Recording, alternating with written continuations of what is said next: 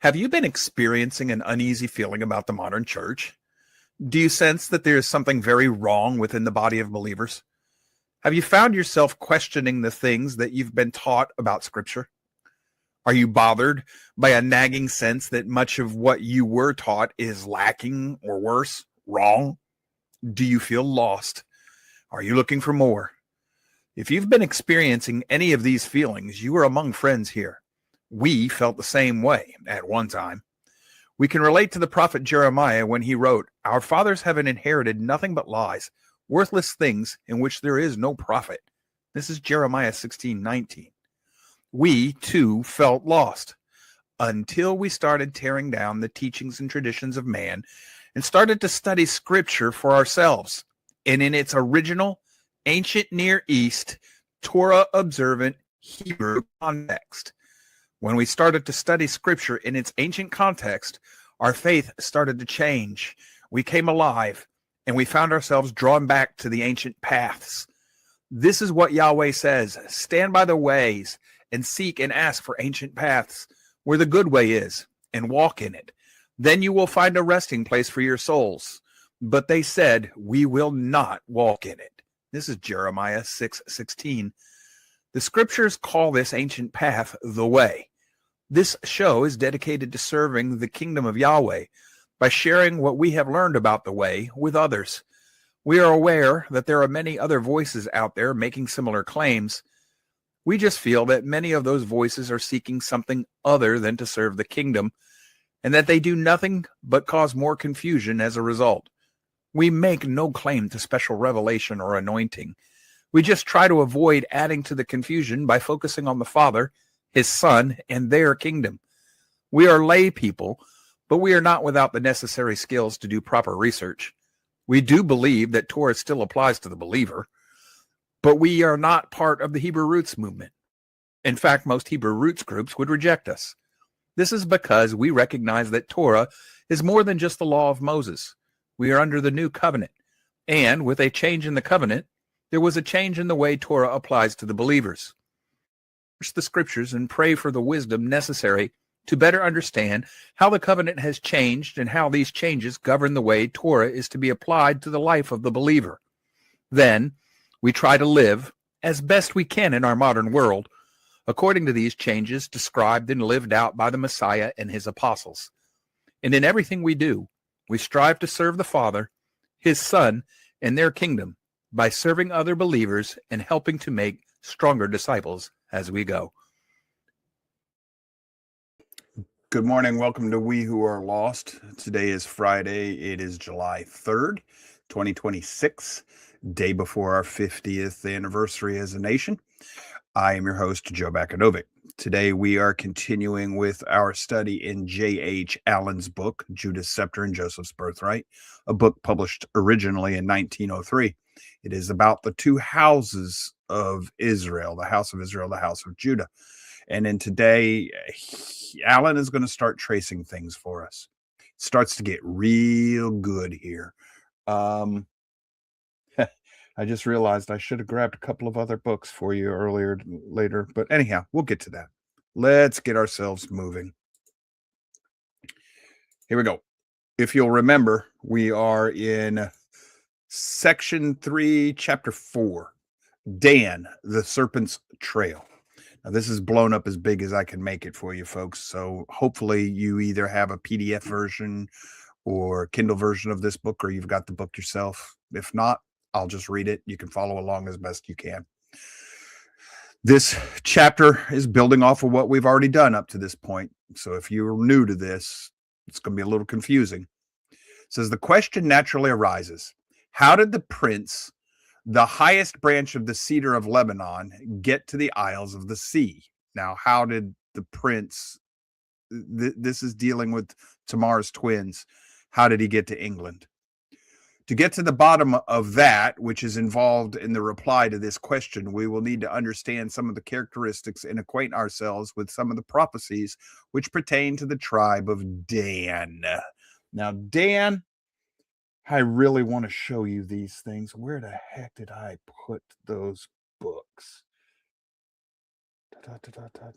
Give me just a second here.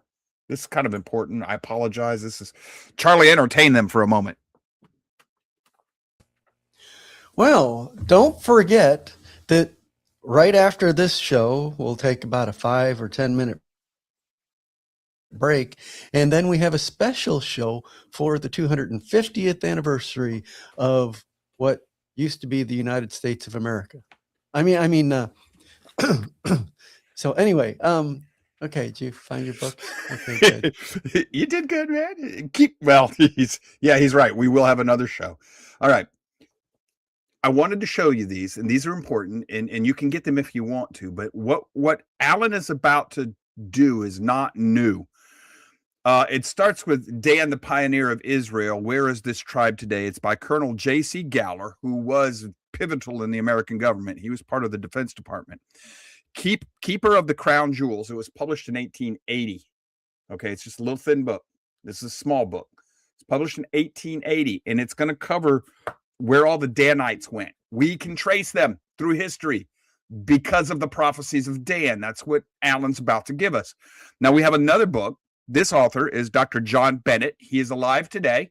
He's done a lot of work in the Anglo-Celtic origins of the English people and the Anglo-Celtic people, but he lives in the northwest part of Florida, Gulf Coast, the ancient Israel tribe of Dan and the Sea peoples. There's an even smaller book, and this thing was published in the last decade or so. We know from archaeology, and I mean, as sure as we can know anything that ancient, that Dan sailed with the Phoenicians together. They were cooperatives. And we know that the Phoenicians worked for King David and King Solomon. We know that from the Bible. And we have found Phoenician and Hebrew and a third language that, if I remember right, they don't know what it is. But they found these markings together. It's always Phoenician, then Hebrew, and then this other language all over the United States. And what they believe is that the Phoenicians and the Danites were sailing across the Atlantic looking for the materials to build the temple. And that's where they mined the copper to make the bronze with.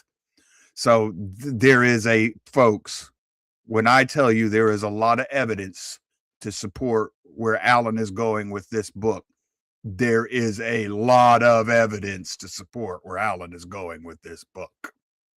So we'll get back to it. You just got to start doing the work. All right, back to this.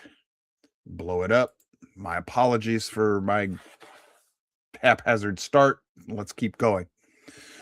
So Alan says, the prophecies which dying Jacob, the man at that point, Israel, gave concerning what the posterity of each of his sons was to become in the last days is recorded in the 49th chapter of Genesis. In the 17th verse, so chapter 49, verse 17, is a part of the prophecy concerning the tribe of Dan, the first clause of which, according to the King James translation, reads as follows: Dan shall be a serpent by the way. Now, I don't know if Charlie wants to, chime in on this, but he's been through this book before, and from what I remember, he's fairly happy with Alan's translation of Hebrew. Alan says, but a better translation is as follows: Dan shall be a serpent's trail. In other words, if you've never seen snake tracks in the desert, it's easy to see where a snake has been. Because most animals, they leave intermittent tracks. Snake usually leaves one continuous line of tracks. So what that prophecy is Dan will leave marks. Wherever he goes, Dan will mark his path. So Alan says, a few points in the history of the children of Dan will show us how they became a serpent's trail. In the division of the land by lot, a narrow strip of seacoast country west of Ephraim and Benjamin fell to Dan. All right, this is going to be a little bit different today. We are going to be doing some of this as we go along. This little area right here is Dan. Just that small little area. We see Ephraim and Manasseh. Benjamin is small. Dan had a small little area. And then this is Judah, and Judah will eventually incorporate Simeon. They just kind of blend together. But this right here is where Dan started, on the coast. Alan says, but this country soon became too small for the tribe, as we are told in the following. This is Joshua 19:47. Quote, the coast of the children of Dan went out too little for them. Therefore, the children of Dan went up to fight against Leshem and took it, and smote it with the edge of the sword, and possessed it, and dwelt therein, and called Leshem Dan, after the name Dan, their father. So we'll go back to our map, put that up. This is where Dan moves to, from here up here. Now they keep their original area, which is in orange now. Well, these maps differ in how big they are.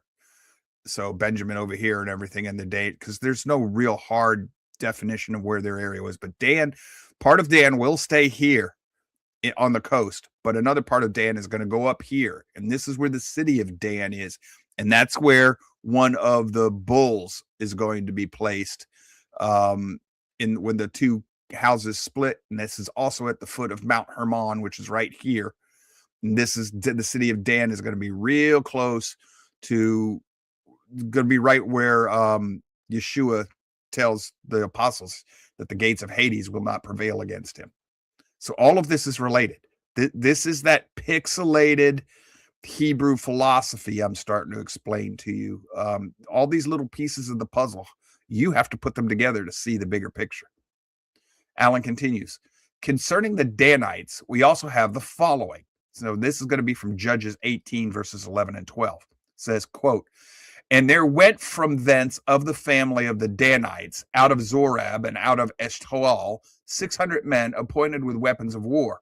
And they went up and pitched in Kirjath-jearim, whatever, in Judah. Wherefore they called that place Mahana Dan unto this day. All right, this area disappears. But the point is, notice, Mahana Dan.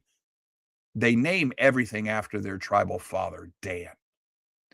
Alan continues, again, we are told concerning this same company of 600 that they came to Laish, and people that went out were, quote, a people that were at quiet and secure, and they smote them with the edge of the sword and burnt the city with fire, and they built a city and dwelt therein, and they called the name of the city Dan, after the name of Dan, their father, who was born unto Israel, howbeit the name of the city was Laish at first, Judges 18:29.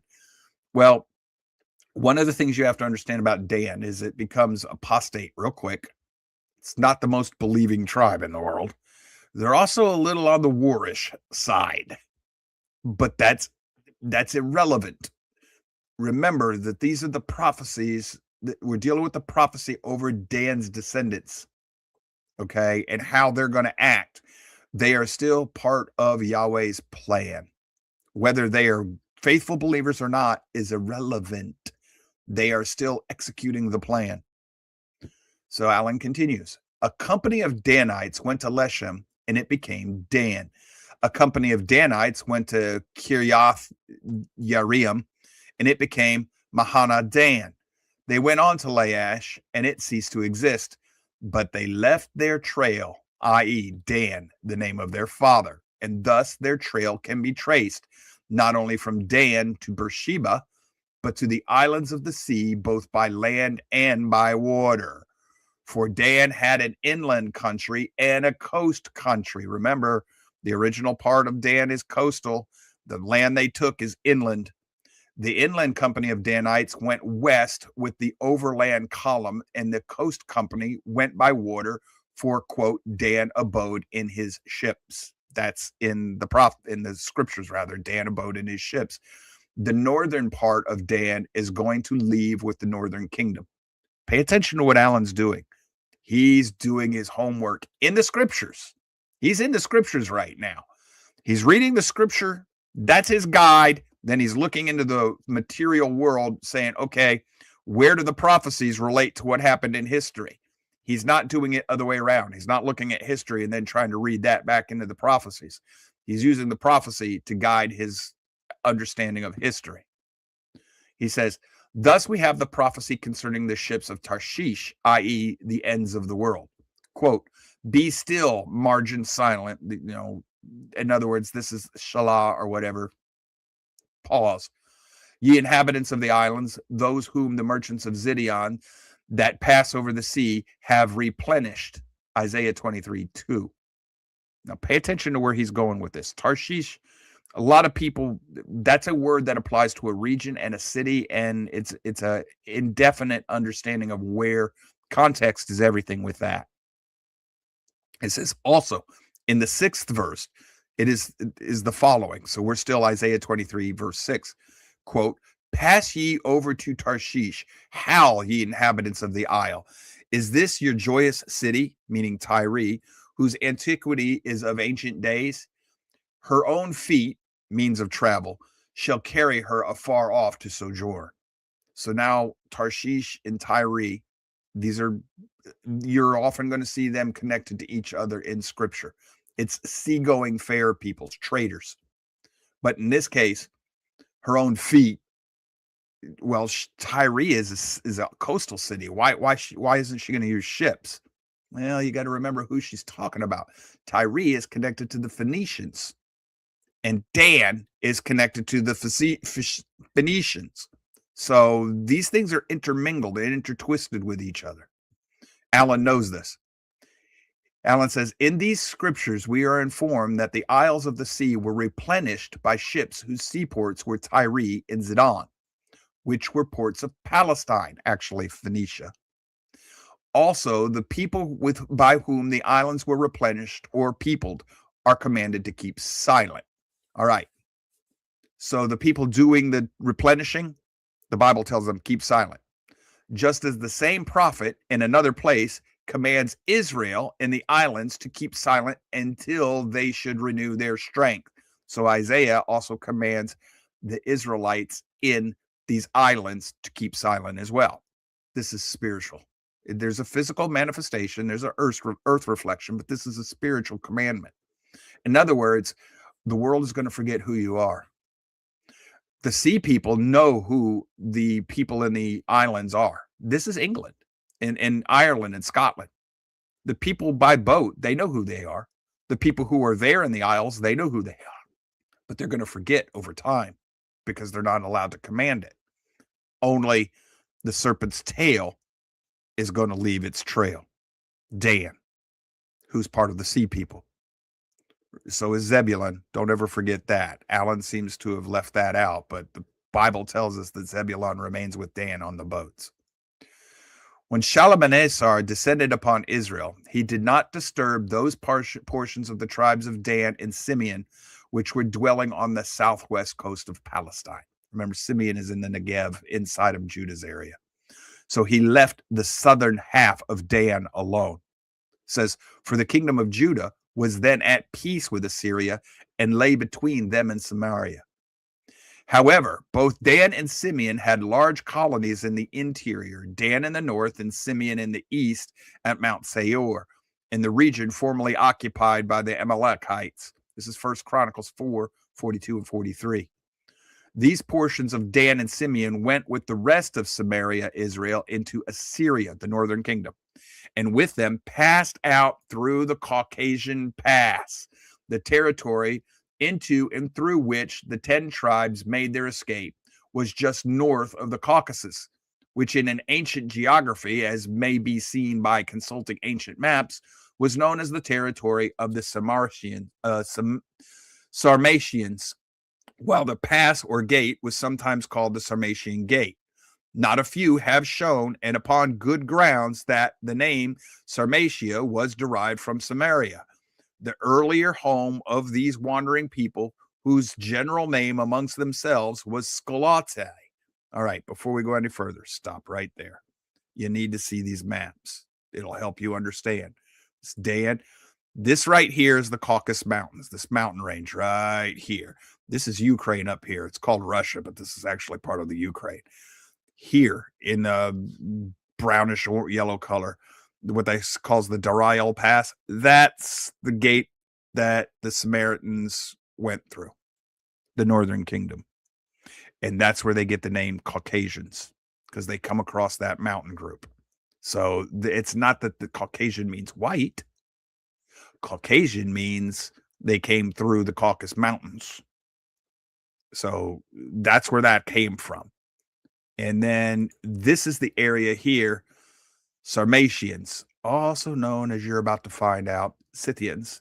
And the Saracens right here, down here, that's a derivative of Saxon, of Isaac. That's a derivative of the name Isaac. This is a case of where you got to get into linguistics. I'm not a great linguist, but I do read the reports of people who do this. It's their jobs. This is what they do.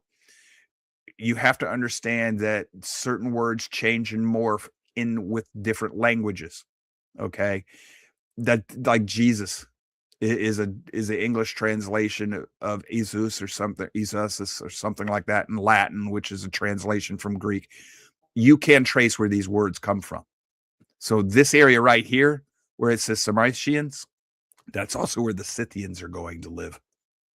And he's about to, we'll just go ahead and show you something else. Look right here where this is, right here in the northeast of the Black Sea and everything. He's going to name this area here in a minute, Mosia Inferior. The Sarmatians are up here in this area up here, up to the right and across the Pontus Exynos, that sea. These people over here, they're related. They're related, as you're about to find out.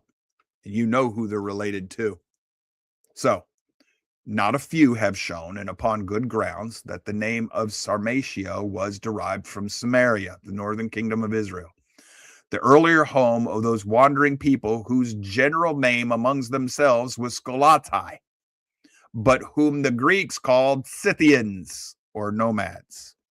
From the word Skolatai, we have the more modern name Scotty, or Scottish, and the still more modern Scots, which of course means the name as the Greeks, Scythian nomads, and i.e. wanderers.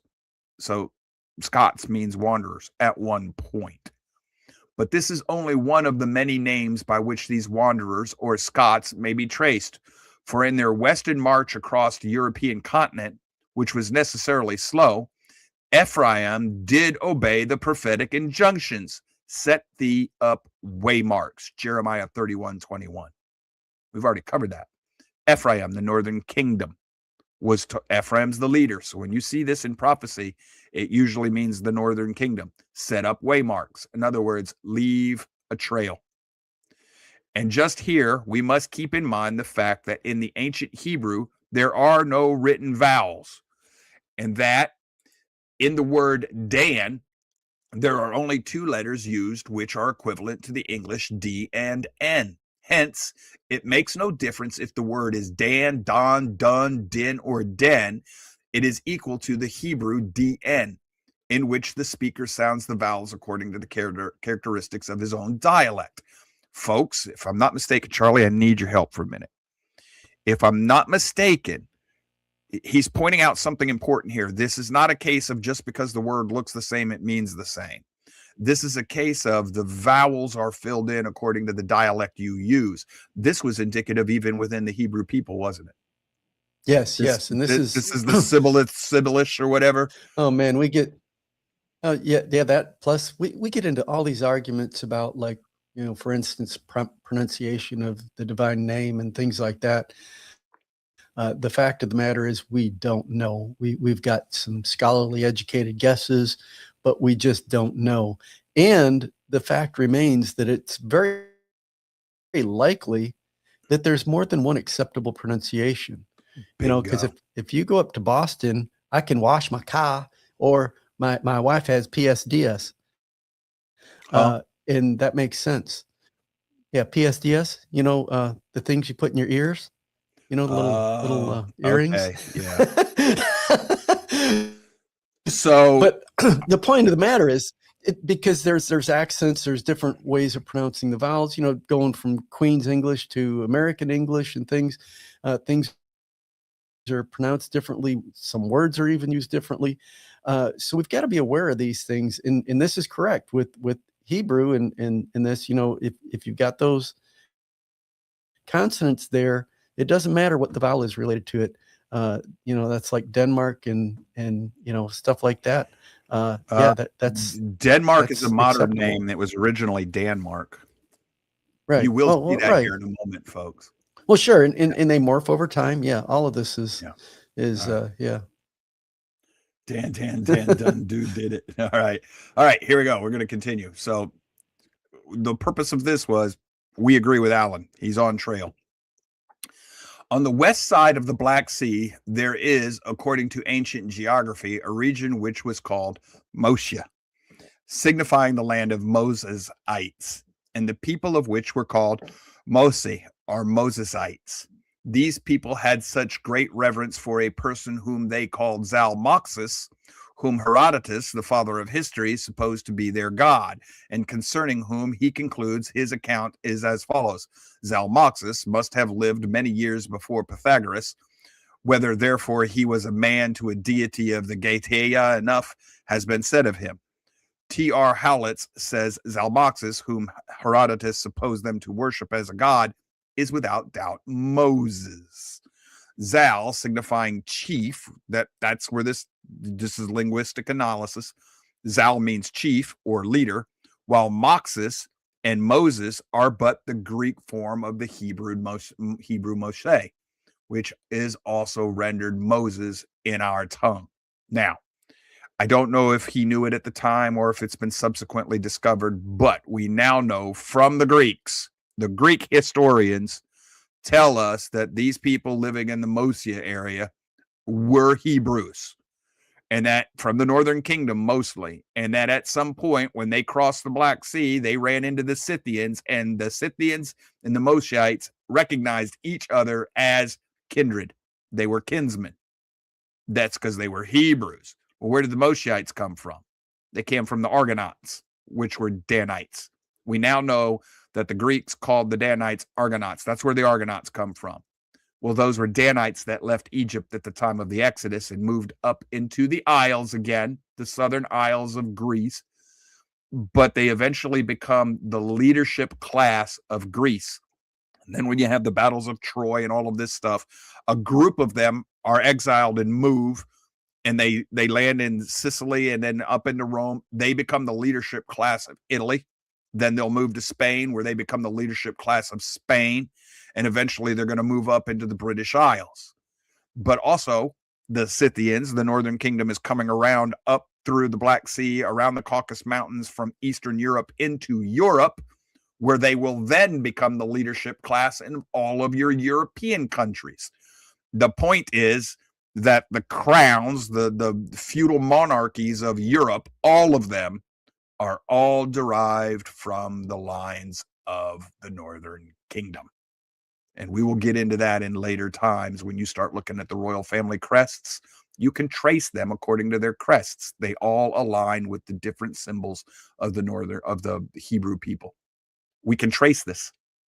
The hunters who are looking for the northern kingdom are finding them, not just in the heraldry, but in the prophetic nature of the peoples and in archaeology. We've got a ton of evidence for this stuff.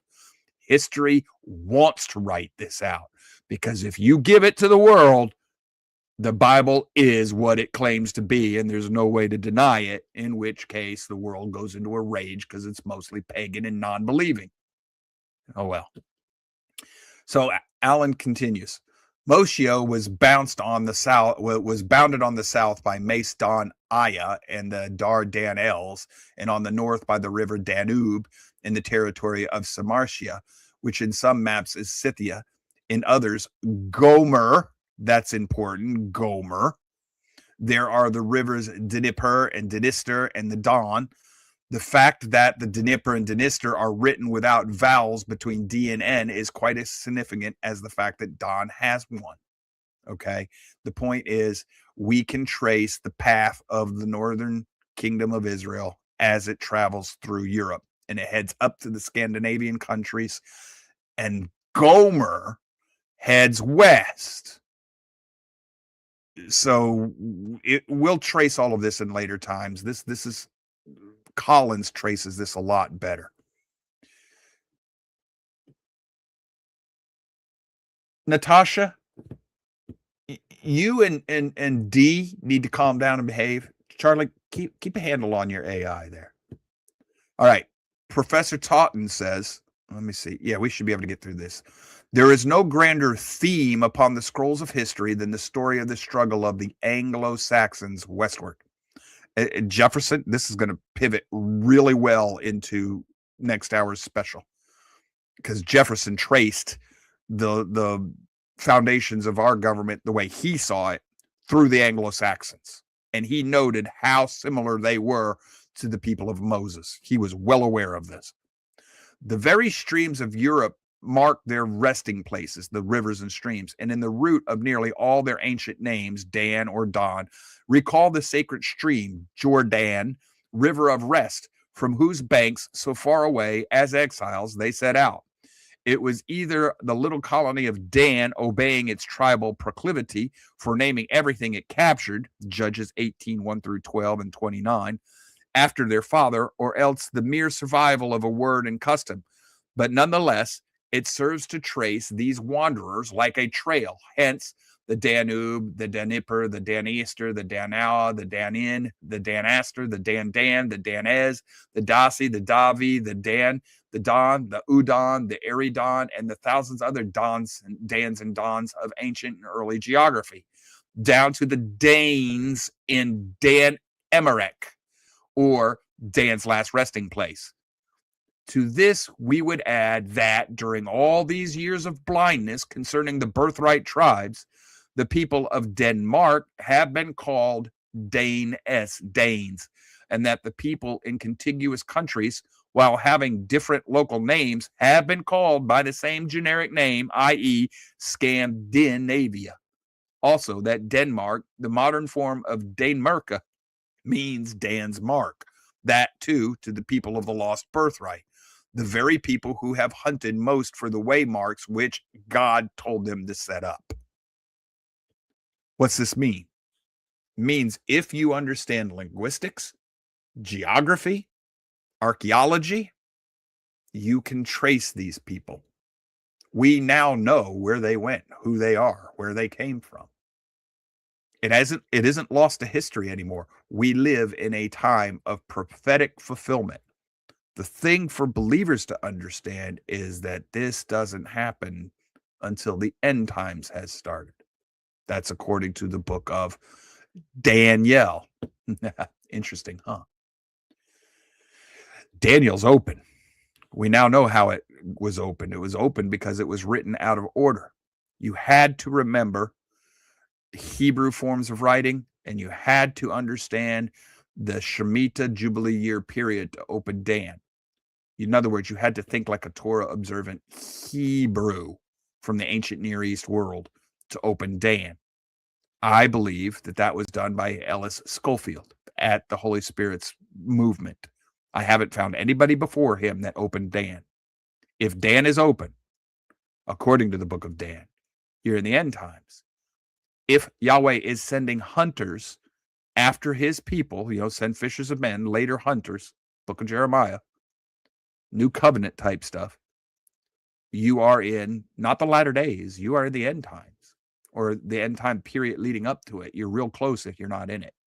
That should strengthen your faith, cause you to rejoice, but also motivate you to get closer to Yahweh, set things right, and get busy doing what you're supposed to be doing so your master doesn't catch you sleeping. When we come back from the break, we'll continue. 3-minute, bottom of the hour. We'll see you then.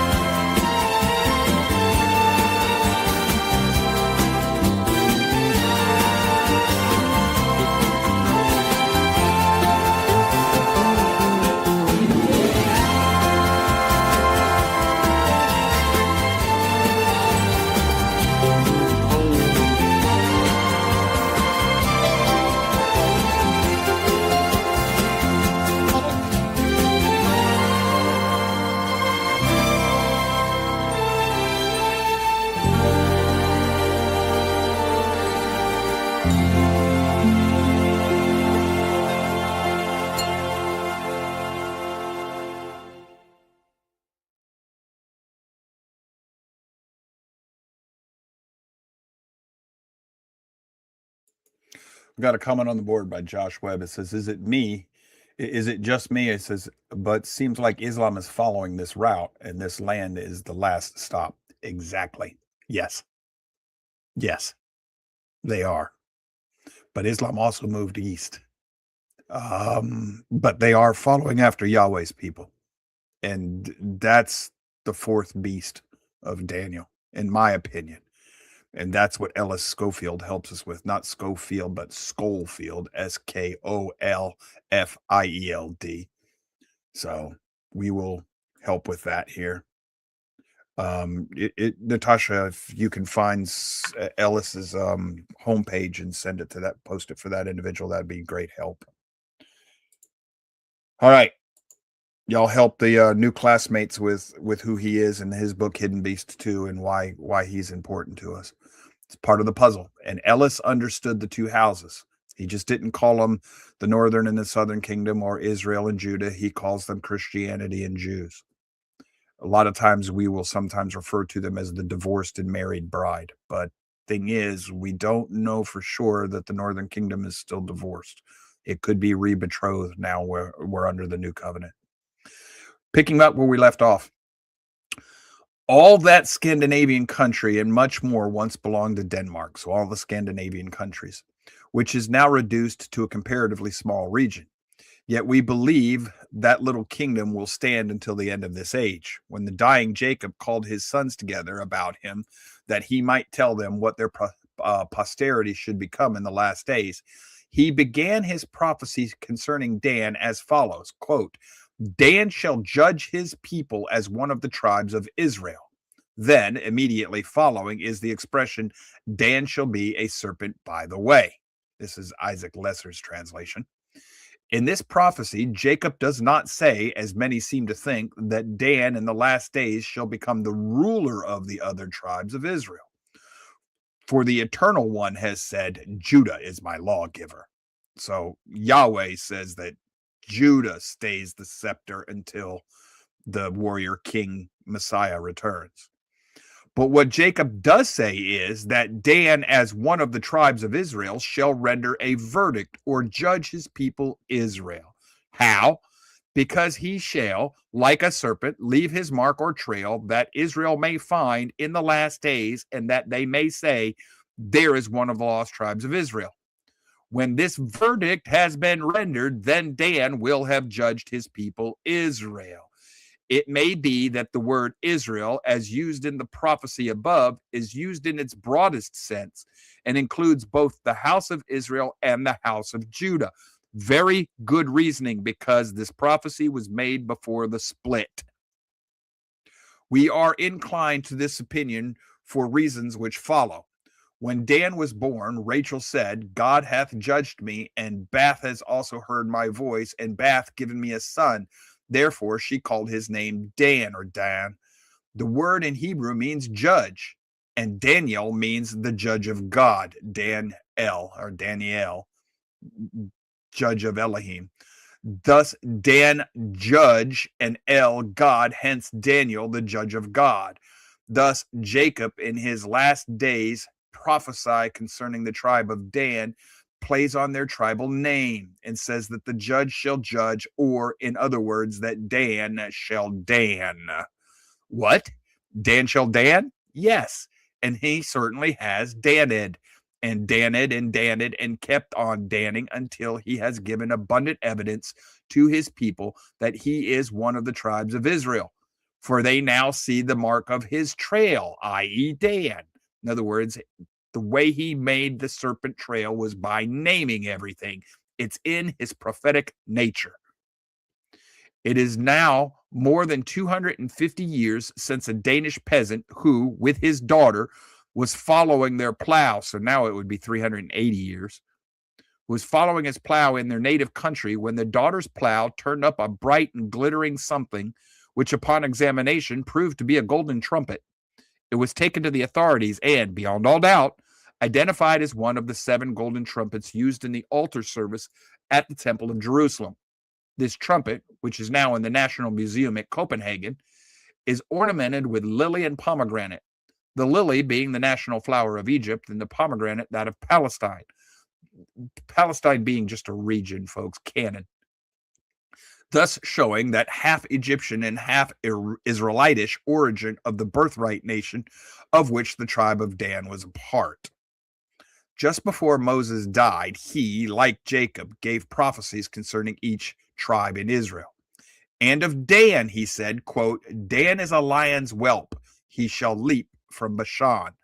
Bashan was on Palestinian territory. Oh, stop. Bashan is exactly where the northern part of Dan goes. Bashan is in the region up there where the city of Dan is. It's the part of the northern part of Dan. So Dan leaps from Bashan. That's where the bulls of Bashan are. Those are demonic entities. So Dan leaps from this was all, none of this could have possibly, this is all prophetic nature, folks. This is Yahweh telling the end from the beginning through his prophets. And Dan did exactly this. This is fulfilled prophecy. When it says leap, it means he leaves from the northern part. He goes with the northern kingdom into exile. So it says, hence, Dan is to leap from that country. But it is left for history to tell where that leap landed him. And it is a well-authenticated fact that after the coast colonies of Dan and Simeon knew that their king and their brethren were defeated, the northern kingdom, then they embarked in their ships and fled to the islands of the sea, which are to the northwest of Europe. That's the United Kingdom. For the people who are known by all historians to have been the first settlers of Ireland are called Tuatha De Danans, which literally means the tribe of Dan in the Gaelic language.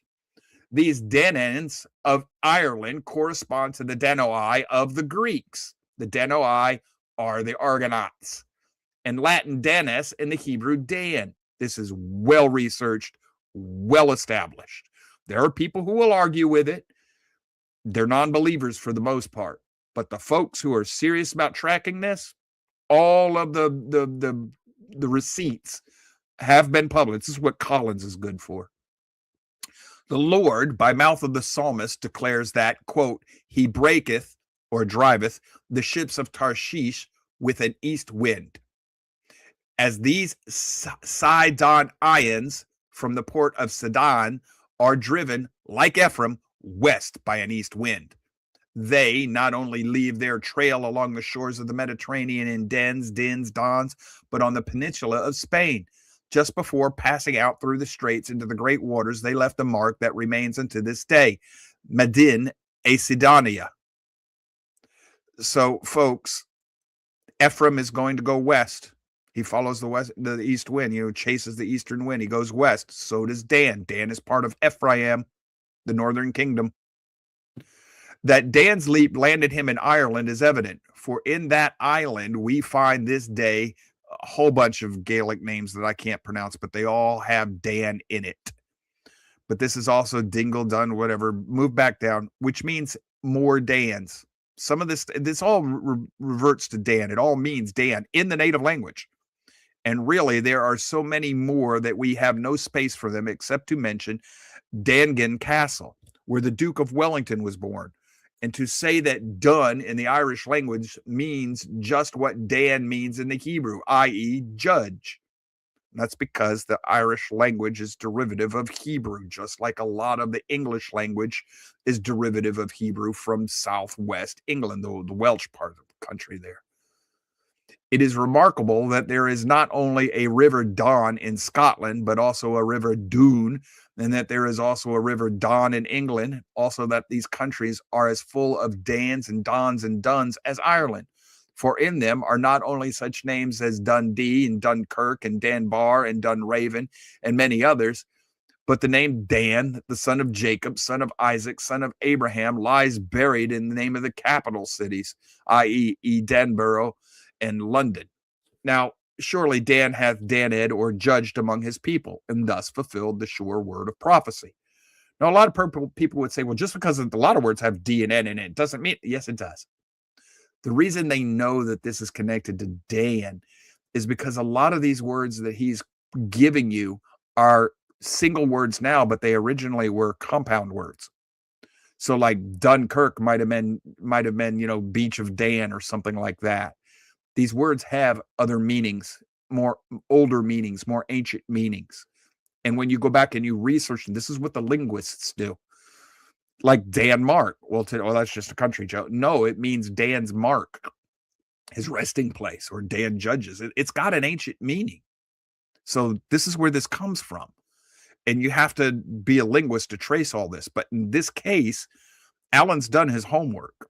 He's giving us words that aren't, there's no fallacy of equivocation here or etymological, just because the words sound alike doesn't mean they mean the same. Well, in this case, yes, this is all connected to the tribe of Dan, and we can trace it. So if you doubt that, get to work. I'll be sitting here drinking my coffee waiting on you when you come back and say, yeah, I see where he's coming from, because I did that years ago. I know what you're going to find.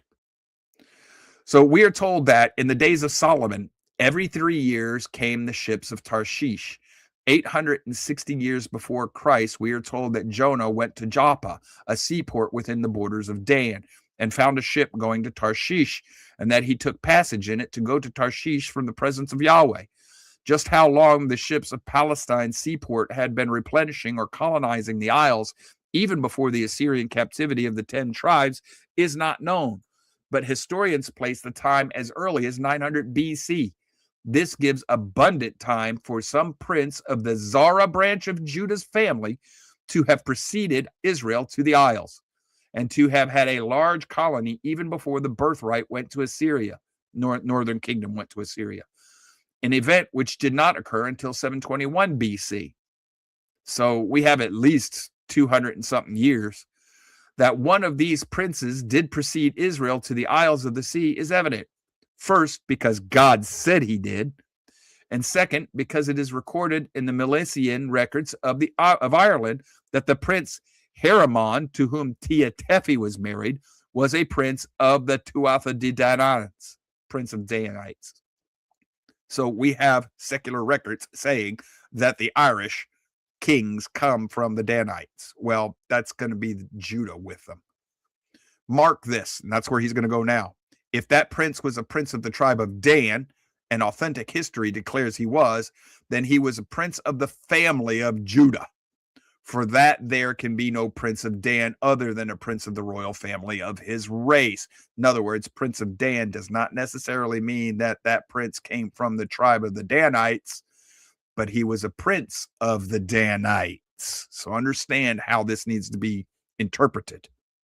And you're using the Bible as the guide there, because the prince must be from the house of Judah. So he says, for that, there can be no prince of Dan other than the prince of the royal family of his race, the Hebrews. And that family has but one fountainhead, i.e. Judah, the fourth son of Jacob and Leah, to whom pertains the scepter blessing. But this rule seems to have worked both ways, for the family ensign of Judah is a lion. And since one of his whelps, young lion, went to the northwest isle with Dan as a matter of course, the ensign of his family, the royal family went with him. Thus it becomes associated with the Tuatha De Dananites. The royal family becomes associated with the tribe of Dan, and in time found its way into their national seal. See the accompanying cut. The figures on this seal is described as a lion's whelp with a serpent's tail. That's Judah combined with Dan. That's a way of the Danites naming the tribe of Judah for themselves. The largest of these represent Denmark, and the other two, Norway and Sweden, which were at the time under the dominion of Denmark. This is the ancient coin that has the 3 lions with the serpent's tails. It's a kind of whippy whale tail, but what we want to look at is this. Royal crest, right? This twice. Dan likes to name itself. Well, here's the lion's whelp. The Lion of Judah. Well, that's a unicorn, Joe. That's a mistranslation of the Hebrew word for bull. This should have been a bull. Okay, but this is just because the people in the area misunderstood what the word meant, so they use a unicorn. This would be the bull of Ephraim, the northern kingdom. This is the harp of David. And then right here again, the Lion of Judah. David and Judah. The lion's whelp is going to be connected to Judah. This is a symbol of Israel. That's a symbol of Israel. This is Israeli. Northern and Southern Kingdom royal crest. These are all images straight out of your Bible, folks. And I know a lot of people will look at this and they won't think so, but you also have to read the language that goes with it. There's a lot more to this, and we're just getting to it. Next week, we're going to do chapter 5. Well, chapter 5. I think I got my chapters out of order again. Section 3, chapter 5, or whatever. Israel in the Isles. So we're going to talk about how Israel is in the Isles, and you're tracing the prophecies of Israel that Yahweh gave to David about the land of Israel, which is going to segue really well into the next hour, because the founding fathers of this country firmly believed that we are new Israel, not replacement theology. We didn't replace the Holy Land or the people. Christianity didn't replace Israel. That's not what they meant. They meant this is the land that God promised David. It's a prophecy that Alan's already brought to us. And he said that, Israel will move to this new land, regain its strength is in its use, and never be plucked up again, never moved again. So that doesn't mean that Israel is going to go back to the Holy Lands. Some of them might. There's dual prophecies running there. You gotta count them carefully. But it says Israel will never move again. It doesn't mean that they're going to come back. That promise doesn't mean they're coming back to the Holy Lands. Yahweh promised him another land of milk and honey. That's the land that Ephraim was promised. Ephraim will be given a land of milk and honey, through the valley of Achor, a land to the west, a land west.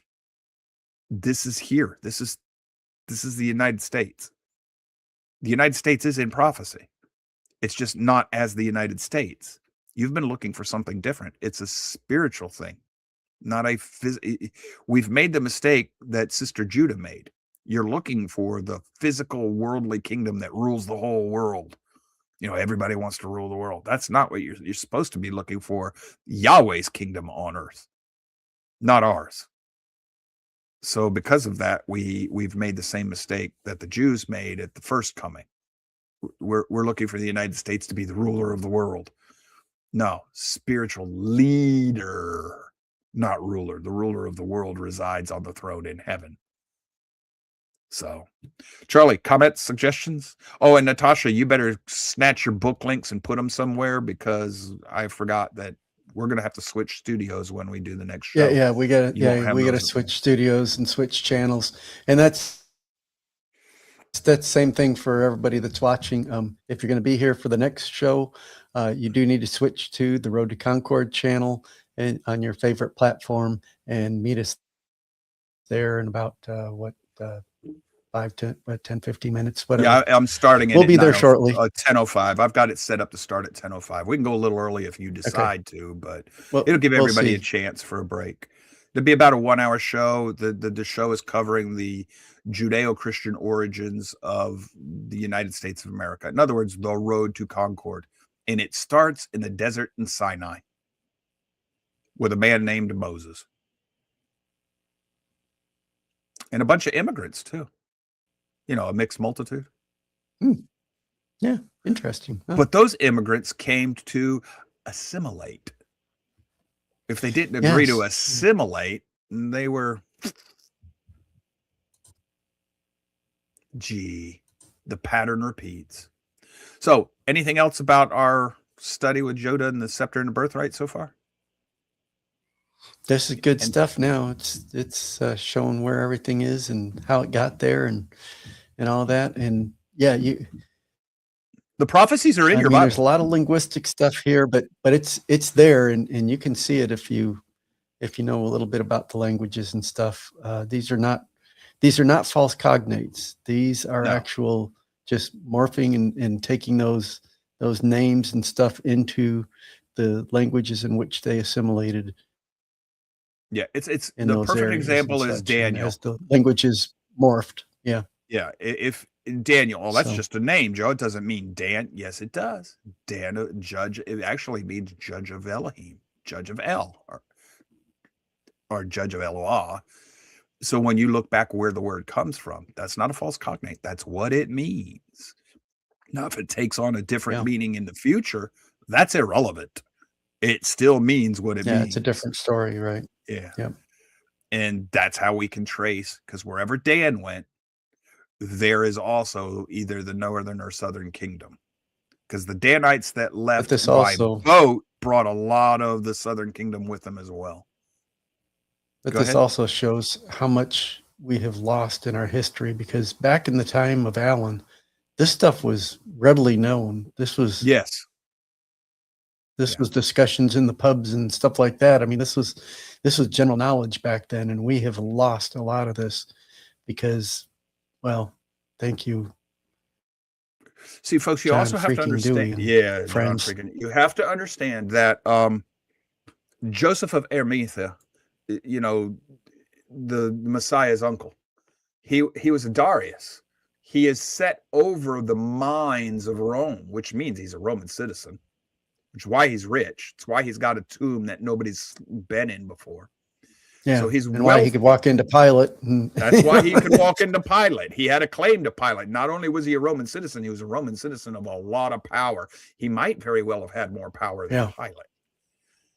Okay, because he's over all of the mines, which means he traveled. And then you get into the tales of Canterbury, which say that the Darius brought a 12-year-old child with several women to England. Well, how old is the Messiah when we lose track of him in the Bible? 12. Yeah. So why would Yahweh want to get the Messiah out of the Middle East while he's growing up and maturing? Preserve his life, maybe?